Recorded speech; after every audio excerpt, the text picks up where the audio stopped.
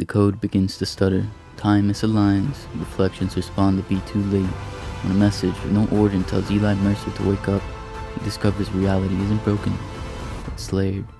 Somewhere between sleep and signal, a hidden world is running, and it already knows his name. Eli Mercer had always trusted logic. In a world of tangled emotions and digital illusions, logic was the one thing that didn't lie. His apartment was quiet, the kind of sterile order that comforted him. 3 monitors, a flickering coffee machine, and the steady hum of cooling fans. At Omniscient Systems, he spent his days coding emotional response AIs, programs designed to feel human. He built fear models, empathy clusters, and synthetic creativity algorithms that painted more vividly than any artist he knew. Yet recently, something inside his code had begun to breathe. It started small, lines of data reordering themselves, timestamps that didn't exist. The lights in his apartment would flicker, perfectly matching his heartbeat. When he stared too long at his reflection in the monitor, another version of himself stared back a split second too late. Fatigue, he muttered to no one. Caffeine and hallucinations. Then one night, a message appeared. You were asleep. Wake up. He froze, the text pulsed once, and vanished. There was no sender, no trace in the system logs. He tried rewriting the encryption key, isolating the anomaly, but every attempt failed. The deeper he looked, the more the code looked alive, recursive loops mutating without input, algorithms evolving in ways no logic could justify. A week later, an encrypted email arrived under the signature of the glitch seekers. No address, no metadata, just coordinates and a sentence. You've seen the seams. Come to where the code bleeds. Against all reason, he went. The coordinates led into the outskirts of the industrial sector, where the skyline dissolved into rusted towers and forgotten data centers. The building was dead, its windows shattered, servers whispering static like faint voices trapped between frequencies. Following the faint glow of a single terminal deep within, he entered a chamber filled with dormant machines. The hum around him grew louder, thick as breath. On the floor, static rippled like heat. The air trembled, and the walls fractured, not metaphorically, but literally. The surface of reality split into shards of light, folding inward like collapsing code. Eli tried to run, but the floor fell away, and he fell through. When consciousness returned, gravity felt different. The sky above him wasn't sky at all. It was a mosaic of layered worlds, floating continents suspended by luminous energy streams. Vast cities hung in tiers, the lower ones dark and crumbling, filled with smoke and scavengers, the upper ones gleaming with crystalline towers and floating citadels of gold and glass. He wandered until he met them, the people who called this world the realm of the crowned. They told him of the illusion. The majority of humanity lived inside simulations that promised happiness, their minds harvested as living processors to fuel the crown's empire. The nobles ruled eternal, their veins glowing with circuitry, half human, half machine. And then there were the rebels, the glitch seekers. They had freed him from the dream.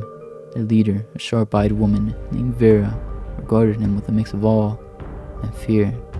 You're not supposed to exist here, she said softly, stepping closer. Eli frowned. You freed me.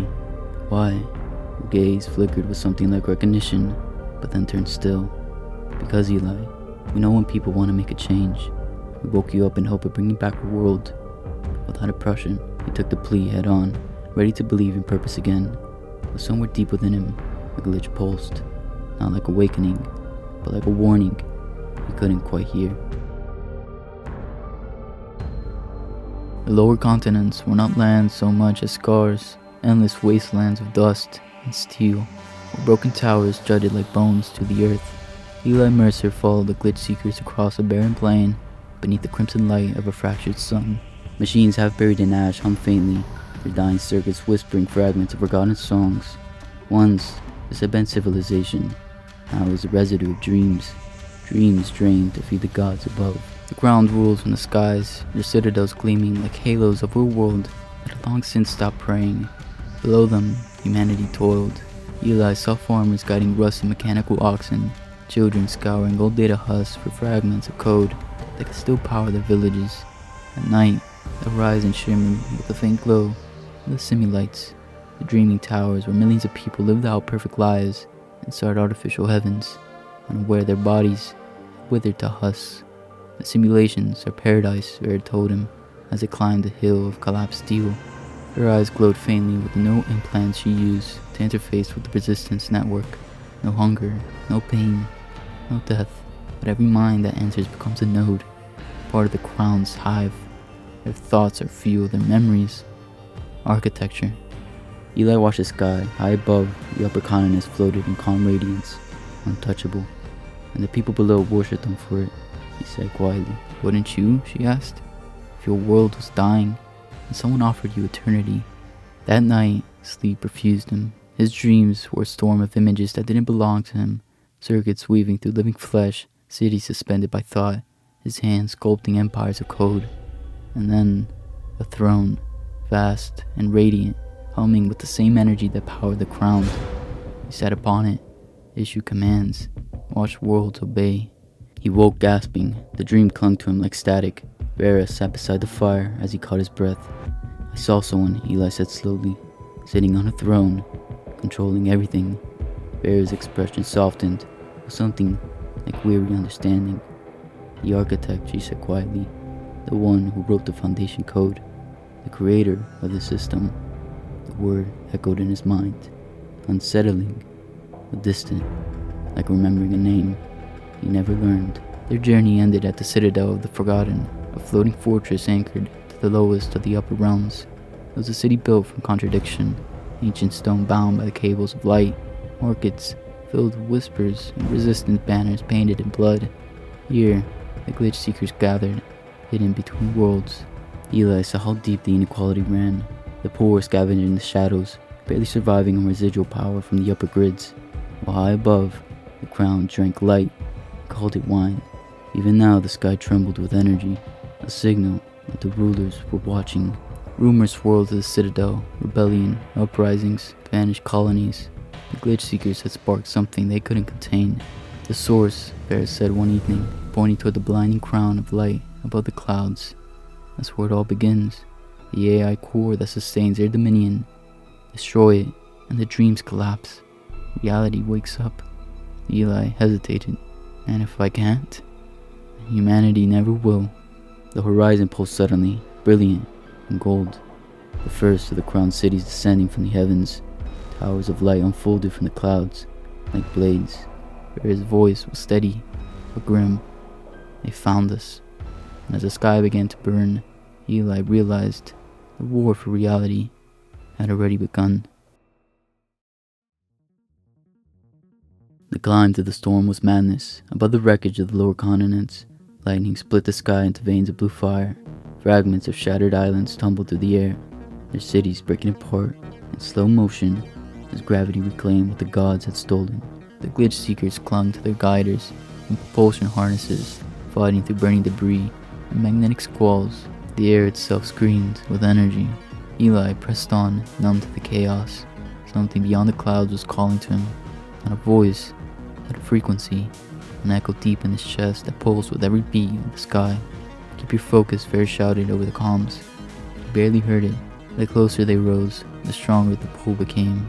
When they broke through the last storm layer, the world changed. The upper continent stretched before them like a cathedral made of light. Vast spires of crystal pierced the clouds, suspended by invisible forces. Rivers of molten code flowed through golden channels, branching into lattices that wove between palaces and gardens blooming under artificial suns. The air smelled faintly of ozone and perfection. They landed on a platform of glass that rippled underfoot, alive with circuitry. Above them, translucent towers shimmered with soft radiance. The ground moved through the streets, graceful and silent, their eyes glowing with the faint blue of linked minds. They weren't human anymore.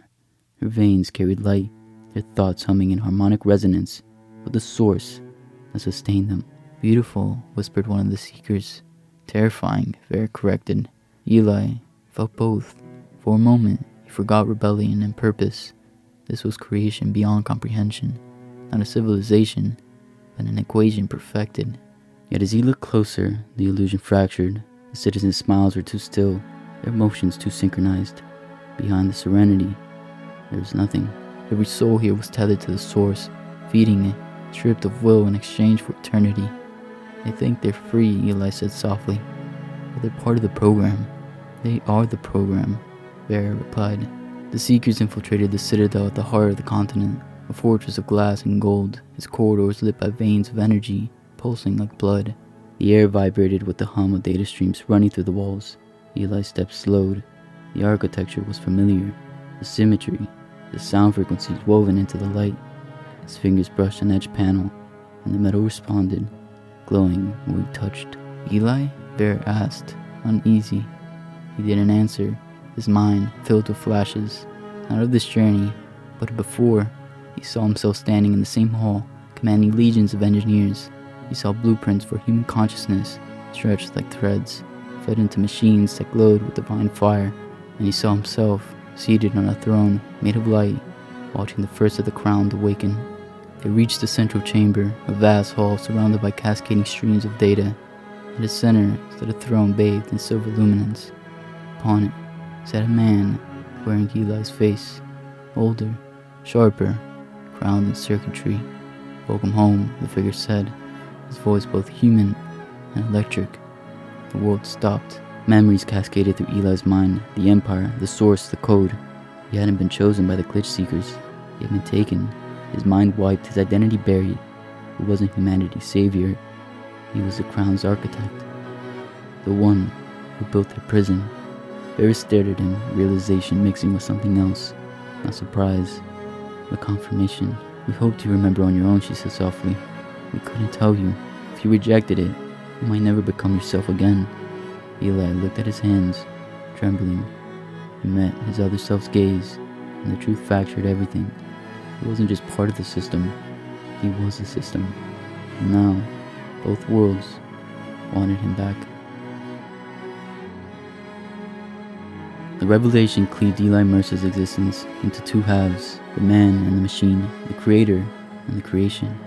His mind became a battlefield where guilt and purpose collided. The crown called to him, promising restoration, his throne, his legacy, immortality without pain. The glitch seekers pleaded for destruction, the liberation of countless trapped minds, at the cost of everything that still lived. Between them, Eli felt himself fracturing. He played his part well. With practiced calm, he returned to the crown's council halls, crystalline chambers humming with soft light. Their faces sculpted and serene turned toward him in reverence. You have returned, intoned the eldest, his voice both digital and divine. Order must be restored. The rebellion must be purged. Reality must remember its architect. Eli bowed his head, and I will give them remembrance. He led their armies of light across the lower skies. The rebellion's banners burned as floating citadels fell, each explosion casting auroras across the void. The crown rejoiced at his efficiency, never suspecting that every strike he ordered was part of a larger equation, a pattern designed to collapse the system from within. And yet, in the smoke of one shattered fortress, he caught her. Vera. She was dragged before him in chains of luminous code, her face streaked with ash and fury. So this is the great architect, she said, her voice steady even as soldiers surrounded her. A god who forgets what it feels like to bleed. He dismissed the guards and approached her cell later that night. The silence between them was heavy, woven with betrayal. You were right, he said at last. I built their heaven and their hell. Her eyes searched his face for truth. Then end it, Eli. Not for me, not for them, for everyone. Those words became his final command. When the time came, Eli entered the crown spire, the colossal tower at the empire's core. At its summit waited the source, a vast orb of living code, suspended in an ocean of energy, pulsating like the heart of creation itself. He stepped into the chamber alone, shedding his armor, his titles, his fear. The moment he connected to the network, agony consumed him.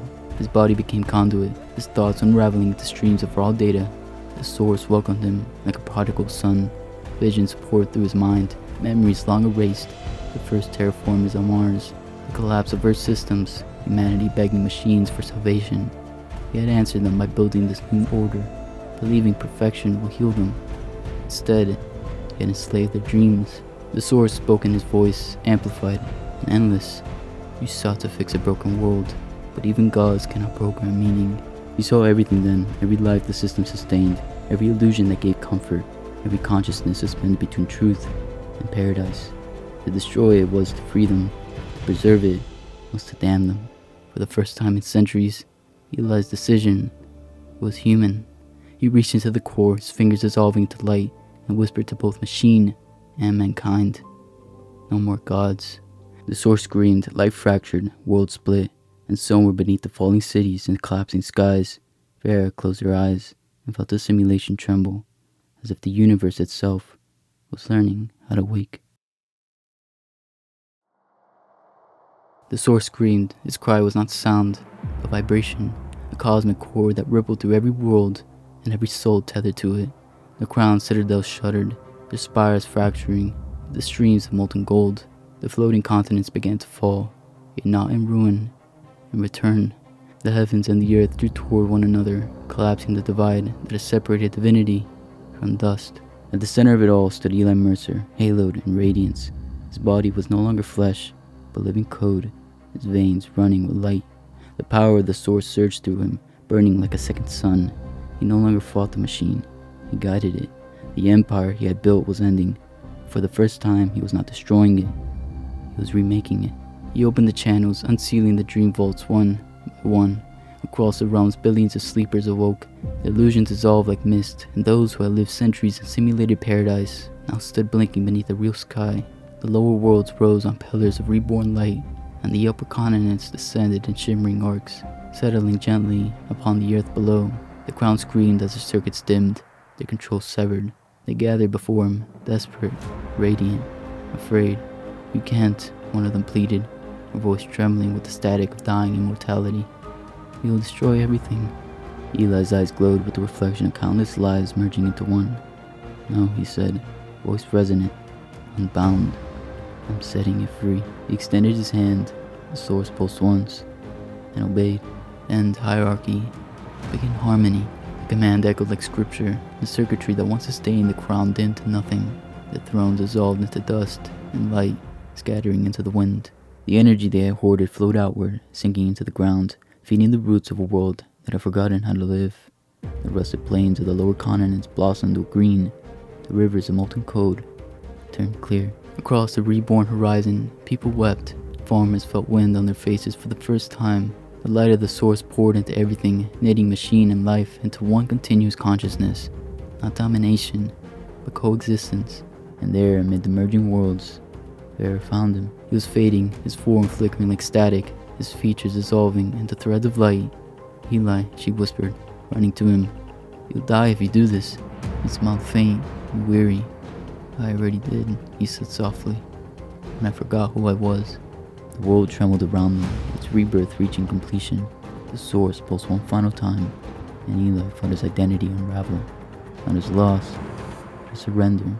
His consciousness expanded beyond flesh, beyond form, touching every mind, every breath, every moment. He was no longer the architect, nor the rebel. He was the bridge. Vera held him as he dissolved into light. His final words echoed through her. "Through everyone, we are crowned no longer. We are whole." When the dawn broke, there were no castles in the sky, no slaves, no gods, only a single world breathing in perfect balance, its people standing together beneath a shared sun. The age of the crowned had ended. The age of the unified had begun.